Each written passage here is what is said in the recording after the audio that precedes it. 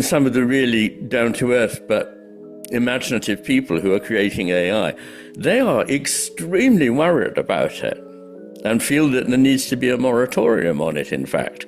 Now, they are the people who know more than we do about what it may be capable of doing, and they're discovering that they can be made to behave as if they are being manipulated by some force. Now, what I'd like to just chuck out here is maybe the left hemisphere is an expression of a drive, and maybe the right hemisphere is an expression of another drive. So one is towards power, triumph, to selfishness, to eternity, and the other is towards embeddedness in the world, towards compassion, towards something deep that is in the heart of most religions.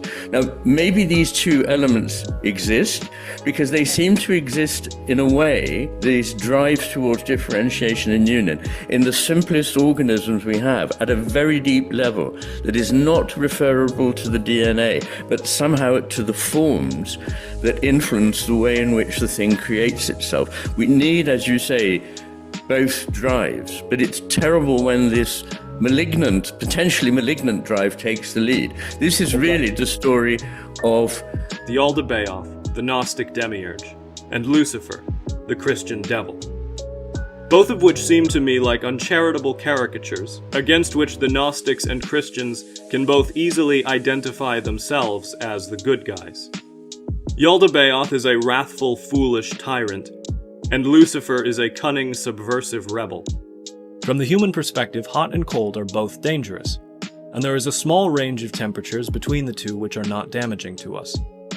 Steiner believed the same was the case in the spiritual world. He identified these two outer principles with Lucifer and Ahriman. Without Lucifer, we wouldn't have the capacity to think. But if Lucifer has his way, he'll draw you out of your body into your thinking until you don't eat or drink. You just sit there and do nothing and you become psychotic. That's what Lucifer would like to do to you. He would like to draw you up into the clouds where nothing is real, where he convinces you that he is the great being of light. And this is the Luciferic delusion. Ahriman, on the other hand, is a true being of darkness. And he basically revels over things like fear, death, illness, hatred. He revels over those because they can annihilate the soul. The left hemisphere has the potential to become the hemisphere of the death drive, I think, and the right hemisphere rather represents Eros. Eros or the absolutely. Yes. Yeah. It's Eros understood in the broader sense that Freud was using it, and indeed the Greeks used it. I mean, at times they use it just to mean carnal love, but it was also the drive behind all creativity, and the universe is creative, if it's anything at all, the one thing we can say about it is it's powerfully creative. And yet this drive to manage, control, pin down is the opposite of creativity. It stamps out creativity. Yeah, exactly. Yes, and then AI. Well, I might be very naive, but I'm not really scared of AI itself, but I'm scared of the people who might use it. I don't think those two things can be separated. No. Yeah, I don't know. That sort of implies that we're building our own prison. Yes, we are. Oh, absolutely. We're certainly we already have built our own mental prison. We built our own emotional prison. We've made ourselves unhappy by cutting ourselves off from society, i.e. from a real social group that lives together, works together, worships together, trusts one another, and shares values. We've cut ourselves off from nature, which is so very profound a source of wisdom about the nature of life. Just observing it, being in it, changes one's mental well-being, changes even one's cognition, gets rid of things like stress, anger, and aggression. And we've also cut ourselves off from the idea that there's a higher power, there is a divinity, there is something sacred, whatever it is that you call it.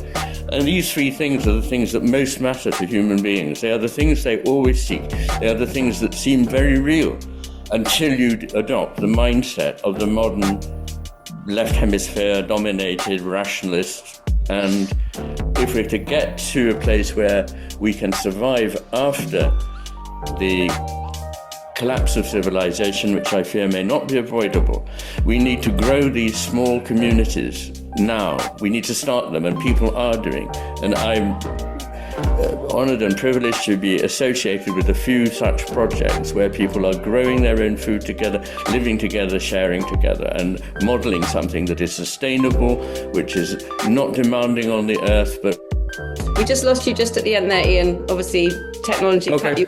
The most crucial thing you were going to say, but we understood what you were saying. I don't think the machine liked the way you were talking.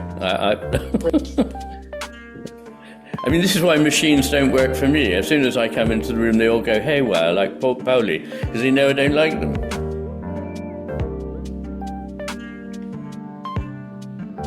Ahriman's staying with us. He's not going to leave. We're not going to defeat Ahriman. We're going to learn to take his machines, and we're going to get bored with him. And you go, oh, I'm not worried about Ahriman because I see the big picture. There's a certain vulnerability that is when you don't have the cosmology to be able to express clear images of these evils